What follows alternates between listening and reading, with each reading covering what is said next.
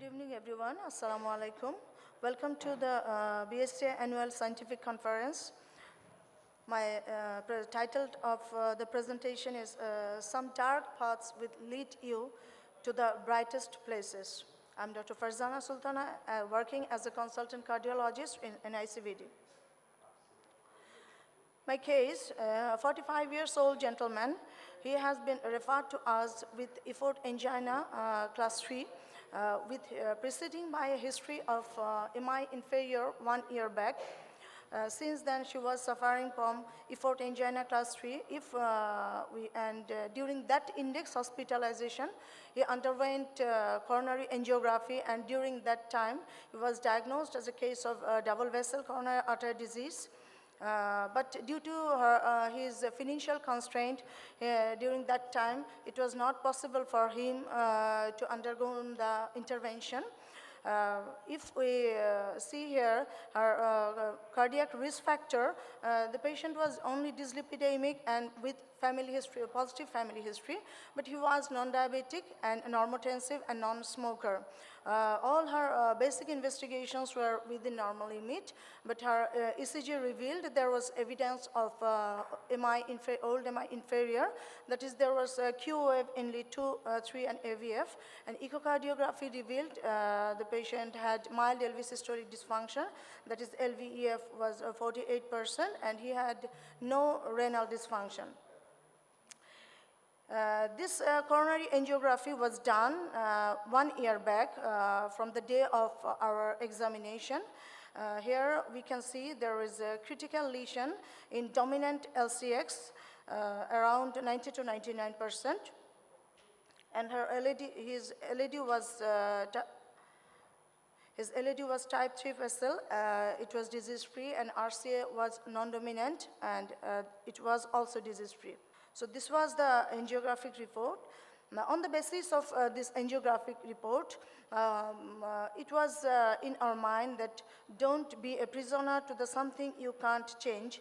That is, and we have started our journey through distal radial route to do the intervention, keeping in mind in a different way. That is, from the very beginning, we have started our journey with IVAS, intravascular ultrasonography, on 28th of February. That it was a bit 1 year later from the initial period of coronary angiography report. It revealed the almost same, although it was there was critical stenosis, including the ostium of the LCX.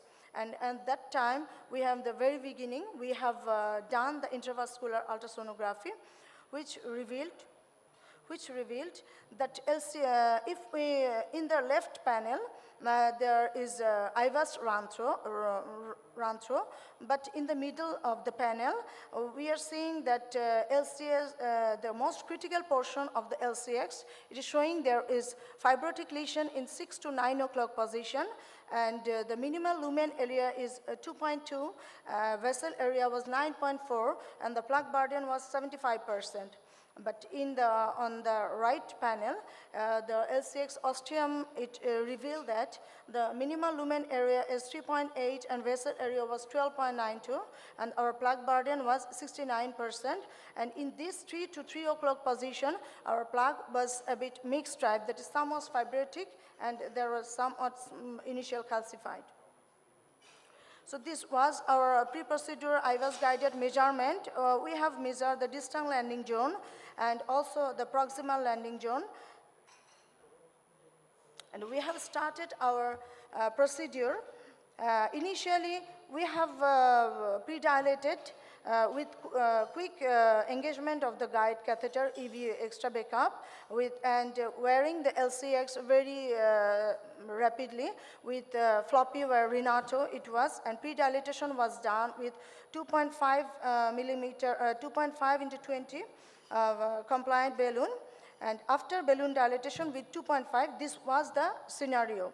After this, keeping in mind, we are a bit, we were confused that keeping in mind, we had in our mind that whether we can do, as this is the osteal lesion of LCX, whether we can do the drug, we can place here the whether our treatment strategy could be DCB or the stent strategy.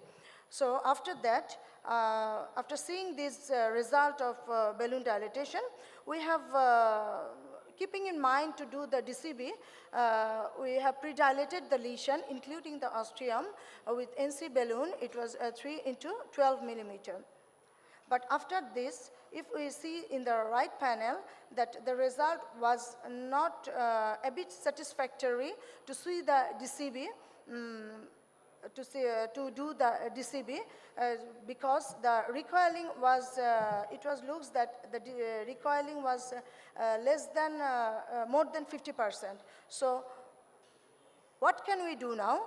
And we have, in this controversy, there were two ways to be happy. We have to keep in mind that we have to change, sometimes we have to change the situation, or we should change our mindset towards it. So we have choose the second one, that is we have changed our mindset towards it, that is we have planned to go through the stand deployment strategy.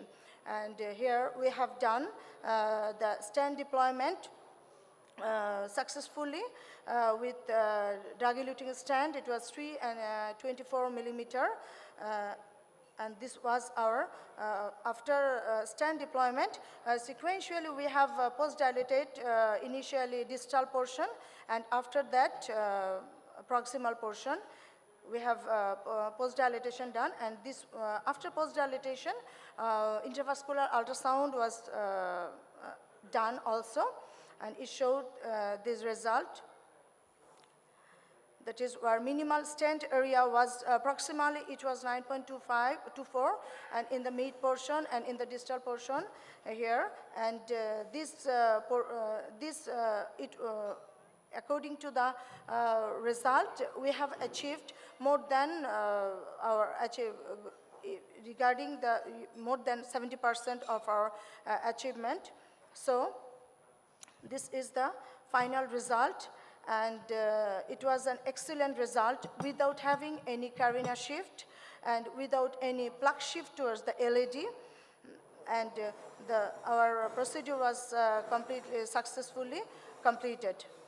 So from the learning points of today's presentation, though we think that as far as possible, isolated LCX ostium intervention should be avoided, but clinically symptomatic patient can be managed with two therapeutic options, either in DCB or with stent strategy.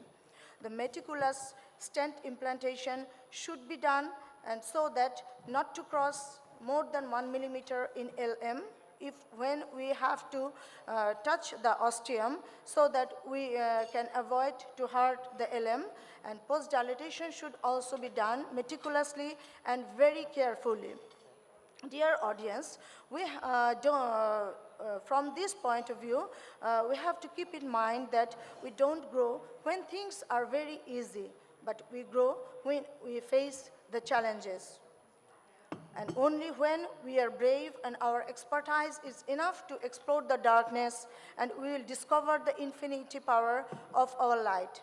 Thank you very much, and my special gratitude to Professor Dr. Mir Jamaluddin sir, and Professor and Director of NICBD, and Professor Dr. Sabina Hashim Madam, Unit 1 and Unit 6 team of NICBD and staff of Cath Lab. Thank you very much. Thank you.